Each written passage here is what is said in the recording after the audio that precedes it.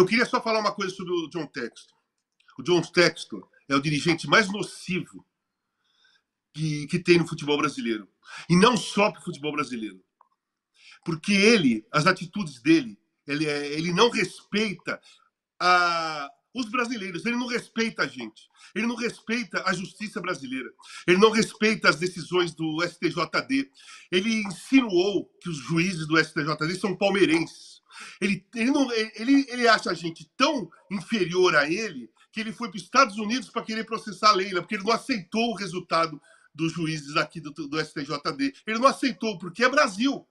Pô, eu queria ver se fosse na Inglaterra, se ele ia fazer a mesma coisa com alguém lá da justiça esportiva inglesa e ir nos Estados Unidos para processar alguém de lá, ou da Espanha, ou da Itália, sabe? Ou da Dinamarca, Noruega, lugar que fosse qual país europeu. Não, mas como é Brasil, terceiro mundo, ele passa por cima de tudo que acontece aqui no Brasil. Talvez o John Textor tenha descoberto que não tinha macacos nas grandes cidades, nas grandes capitais do Brasil, quando ele veio para cá.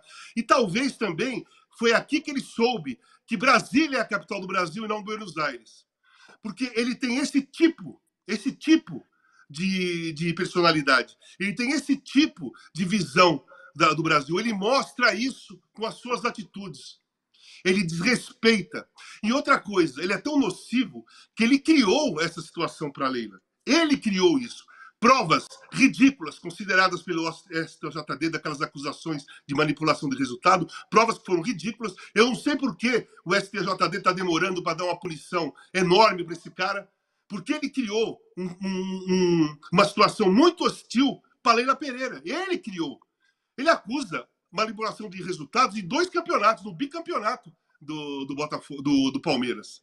Ele não cita uma vez as viradas que o Botafogo tomou ano passado para perder o campeonato. Esse cara é nocivo para o futebol brasileiro, e não só para ele, para o próprio Brasil. Ele se acha superior a tudo que existe aqui. Ele nos considera gente inferior a ele. Isso é nítido. Tá? Esse é o primeiro ponto do texto. Em relação ao jogo, é um jogaço mesmo. O Botafogo está muito melhor que o ano passado, esse ano. É uma equipe vacinada ao fracasso, né? Vacinada à tragédia, vacinada às viradas que tomou ano passado. Hoje está lá em cima, sem disparar, está tudo junto ali. Então é muito mais confiável o time do Botafogo hoje do que era aquele. Né? Nós não sabíamos disso. Nós só fomos saber que aquele time não era confiável depois que ele perdeu. Porque enquanto ele ganhava 15 pontos na frente, não teve ninguém assim que realmente conheça de futebol que poderia dizer que desconfiava do time do Botafogo. Estava 15 pontos na frente, a tendência é assim, mesmo que caísse de rendimento, era impossível tirar 15 pontos. Não foi impossível. O Palmeiras tirou e foi campeão. O Grêmio tirou e foi vice-campeão. Então, mas esse ano não. É uma equipe mais consistente, com um treinador muito bom, mas vai enfrentar, na minha opinião, a equipe mais competitiva da América do Sul. Vai enfrentar uma equipe sólida, uma equipe que não é bicampeã brasileira à toa, não é tricampeã paulista à toa e não ganhou 2 Libertadores em 4 anos à toa. Tem o melhor treinador que trabalha na América do Sul, que é o Abel Ferreira. Inclusive, o Abel Ferreira devia ser o treinador da seleção brasileira desde quando o Tite saiu, mas a teimosia e a inveja dos treinadores brasileiros de não aceitarem um treinador estrangeiro lá, porque vão se sentir diminuídos, mas eles são inferiores hoje. Né? E também dos ex-jogadores que ficam girando a CBF, que querem treinadores que eles possam ter influência, que eles possam ter trânsito livre lá. E eu acho, e eles também acham, que se o Abel entrar, a coisa vai ser mais séria. Não vai ter patota, não vai ter panela, não vai ter trânsito livre. Então ninguém quer que o Abel chegue à CBF. Então é isso, é o grande confronto de um time muito mais confiável que o ano passado, que é o Botafogo, mas contra a equipe mais competitiva do campeonato, da América do Sul, aliás, que é o Palmeiras, do Abel Ferreira. Outra coisa, a presença do Felipe Anderson, eu acho que diminui o espaço do Dudu. Porque o Felipe Anderson, ele mesmo já falou, e é verdade, que eu acompanho o Felipe Anderson há muito tempo, ele pode jogar de 9, ele pode jogar aberto na esquerda, ele pode jogar aberto na direita, ele pode jogar com aquele 10 que cria jogada, ele pode jogar junto com o Rafael Veiga, os dois criando jogadas. Então eu acho que a primeira opção do meio para frente virou o Felipe Anderson. Muito bem. Isso enquanto ele estiver no banco. Né? Claro. Porque eu acho que em pouco tempo ele vai arrumar um lugar dentro do time titular do Palmeiras. E é o grande reencontro. Não, só dizer que assim, é o reencontro, a volta, né, ao Nilton Santos, depois daquele grande jogo do Campeonato Brasileiro, onde descobrimos o verdadeiro John Textor. Né? É o aniversário aí, a volta do Palmeiras, porque foi ali que ele começou, né? This is effing corruption, né? E aí invadiu o campo, que ele vestiu essa fantasia de cartola dos anos 90, que não coube direitinho nele, porque não é um papel que ele faz bem. Então, esse primeiro encontro lá no Nilton Santos entre os dois, desde aquela virada que marcou tanta coisa para Botafogo e para Palmeiras no Campeonato Brasileiro. Só mais uma coisinha, Tironi. Esse dirigente dos anos 90, Alicia, no Brasil, porque ele tem time na Inglaterra que também é ruim, sim, é fraco, e tem o time na França que quase caiu ano passado e ele não invadiu nenhum estádio, e ele também não colocou dúvida em nenhum time que foi campeão lá de manipulação de resultado. Ele veio fazer isso aqui. Porque exatamente. O Brasil é país de terceiro mundo. O Brasil é país de terceiro mundo, tem macacos andando pelas cidades, grandes capitais, e a nossa capital é Buenos Aires. Pois é aquele estereótipo gringo sobre o Brasil. Bom, falando em questões de nações e relações e tudo mais, pegou muito mal, para dizer o mínimo, a manifestação infame, racista, xenófoba e qualquer outra coisa que vocês podem falar, do glorioso Enzo Fernandes, que cantou uma música incantável depois da conquista da Copa América, fazendo alusão aos imigrantes franceses. É um negócio que dá vontade de vomitar só de ouvir. E, evidentemente, esse negócio pegou muito mal. A FIFA e o Chelsea, que é o time do Enzo Fernandes, decidiram investigar esse vídeo onde os jogadores argentinos fazem ofensas inclassificáveis, para dizer o mínimo, transfóbica, tudo que você pode imaginar num vídeo de 30 segundos, um negócio deplorável, nojento, asqueroso. Acontece que a FIFA vai entrar nessa história e o pessoal no Chelsea também. O Fofana, por exemplo, que é um imigrante, publicou, que joga no Chelsea, falou: futebol em 2024, racismo desinibido. Outros jogadores também fizeram publicações reprovando o Enzo Fernandes e os argentinos por aquilo que eles fizeram, que quem não viu, veja só para você ter vontade de vomitar, porque é realmente asqueroso o que eles fizeram. E aí o Enzo Fernandes, não, veja bem, não sou assim, quero pedir desculpas, aquele papo de sempre, Alicia. Pois é, né? O famoso depois que inventaram as desculpas não teve mais racista, né? Então vale dizer que o Enzo Fernandes era o líder ali do movimento, mas tinha muita gente cantando e muita gente que não fez nada naquele momento e não se manifestou desde então, inclusive Lionel Messi.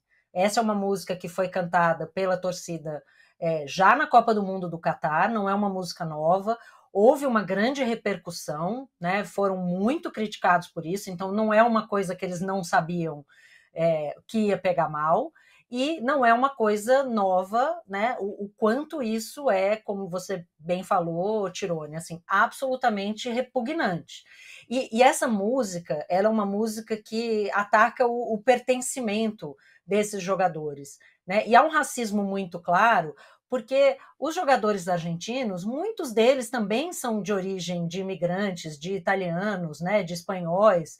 Na própria França, você tem o Griezmann, cujo pai é alemão, né? A questão do pertencimento, ela é colocada apenas para os jogadores negros. Então, se um jogador tem uma origem africana, ele deixa de ser francês, né?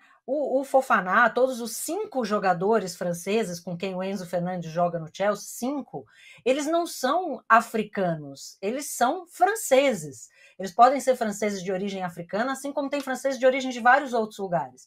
Questionar o pertencimento apenas dos jogadores negros, é um nível de racismo que precisa ser compreendido com urgência. Não é um jogador argentino que vai determinar quem é francês ou quem não é. Né? Então, isso é de uma violência muito grande, né? Além de ter um conteúdo também transfóbico em relação ao Mbappé, e me surpreende muito, né? Não me surpreende que eles sejam racistas, infelizmente, eu gostaria que surpreendesse, mas não é o caso, mas me surpreende o nível de conforto de continuar fazendo essas coisas em público, achar que vai fazer um postzinho ridículo no Instagram, dizendo, num momento de euforia escapou, mas realmente eu não sou, né, preconceituoso, e achar que isso vai ser suficiente. Não pode ser suficiente, precisa haver uma punição severa para esse tipo de comportamento, e a nota do Chelsea me deixa um pouco preocupada, né? Porque o nosso jogador pediu desculpas e vamos aqui investigar, né? E eu espero que crie-se um clima de muito desconforto quando esses jogadores retornarem às suas equipes, onde eles vão, né, confrontar ou enfrentar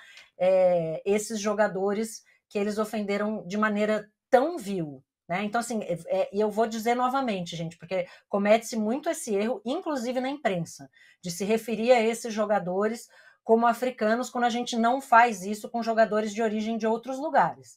Tem muitos jogadores de origem, filhos de imigrantes, né, em todos os países do mundo.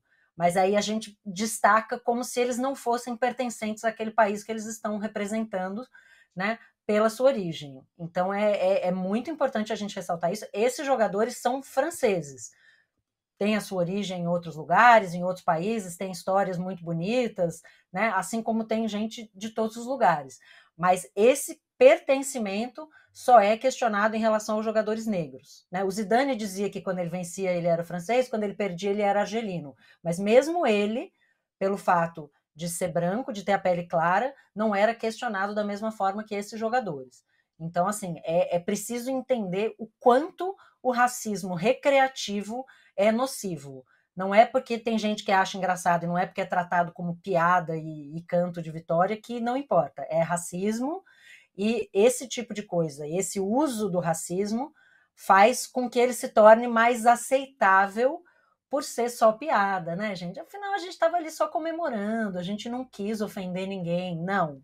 Né? É racismo e é muito grave. Eu espero que o Enzo Fernandes e todos eles que estavam ali sejam punidos e que haja uma cobrança, inclusive, né, do grande Lionel Messi, para que se posicione finalmente sobre esse tipo de coisa e não fique ali sentado quietinho como se não tivesse nada a ver com isso. Olha, vou passar a bola para o Casagrande, só antes de falar aqui, registrar a mensagem aqui do Paulo Ricardo Lázaro, que fala, isso é o que os brancos fazem quando não tem ninguém vendo. Ô, Paulo, não sei com que tipo de branco que você anda aí, talvez esse seja o problema, as pessoas que você se relaciona, porque aqui, nesse programa, ninguém está passando pano para isso, não. E talvez sejam os seus amigos brancos que sejam assim, você trate deles. E o George falou, a Comebol também tem culpa nisso, porque não combate o racismo de forma eficaz. De fato, tem lá a plaquinha lá atrás, não, somos contra o racismo, mas agir mesmo, quando acontece isso toda hora, na Libertadores, por exemplo, com cantos racistas para lá e para cá, e aí é multinha de $5.000, não sei o que e tal, e não acontece nada. Quanto a isso, eu concordo com você, George. Casão, suas palavras sobre essa questão abjeta. Aliás, só abrir mais um parênteses rápido. Depois de uma manifestação inclassificável como essa, acho que clareia um pouco para quem é incapaz de entender, embora, por incrível que pareça, as pessoas são incapazes de entender, por que os jogadores franceses, alguns muito importantes, como o Mbappé, se posicionaram na hora da eleição da França. Eles se posicionaram contra um grupo político que é contra a existência deles, que não consideram esses caras franceses. Então, portanto, eles se posicionaram. Foi isso que aconteceu. Não é questão de esquerda ou direita, é questão da sobrevivência desse grupo. Ideologia racista, uma ideologia Exatamente. racista. Eles foram contra a ideologia racista. Podia ser um lado ou de outro. Questão de esquerda e direita, só para deixar isso muito claro. Agora, Casão, por favor, suas palavras sobre isso e também a sua pérola do rock, para a gente acabar em alto astral. Tá, então é o seguinte, primeiro, então não vou me prolongar nisso, porque a Alicia definiu muito bem essa parte dos argentinos. A culpa é da FIFA, a culpa é da Comebol, a culpa é da UEFA, A culpa é de todas as confederações que existem no planeta que não tratam essa agressão racista, transfóbica, homofóbica, de uma forma clara e incisiva. Passam um pano, deixam para lá. Eu acho que a Inglaterra é o país que melhor cuida dessas situações, principalmente de agressões físicas, violência contra a mulher, estupro e tudo mais, e mesmo assim ela falha em muitas coisas, como já falhou com alguns jogadores que foram absolvidos com 8 acusações de estupros, né? Enfim, mas tem uma coisa pior, não é pior, tão ruim quanto. Os torcedores espanhóis receberam a seleção espanhola campeã da Europa e cantaram uma música racista para o Lamine Yamal. Racista por ele ser de origem marroquina, né? Então a música é Lamine Yamal come Ramon, porque um muçulmano não come carne de porco, né? E essa torcida, esse grupo que foi gravado, que está na internet, inclusive no UOL,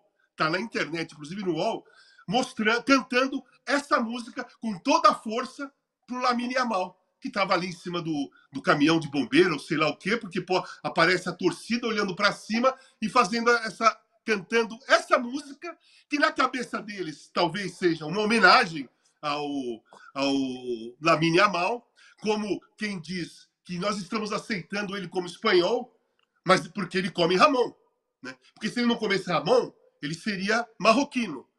Então, não é só a seleção argentina, que não dá para. A gente não pode estranhar essa reação da seleção argentina, porque a gente vê os torcedores argentinos que fazem com os times brasileiros, com os torcedores brasileiros, até aqui no Brasil mesmo. Os caras vêm aqui e imitam macaco para o torcedor brasileiro que está do outro lado, ali pertinho, em, sei lá, 200, 300 pessoas imitando ali, ofendendo brasileiros, imitando macaco.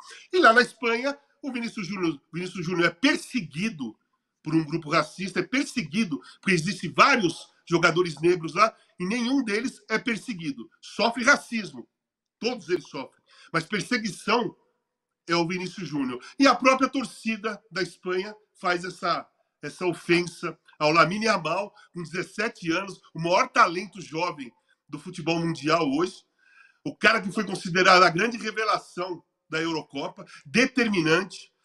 Ele e o Nico Williams fizeram a diferença para a Espanha e é tratado dessa maneira pelo povo espanhol.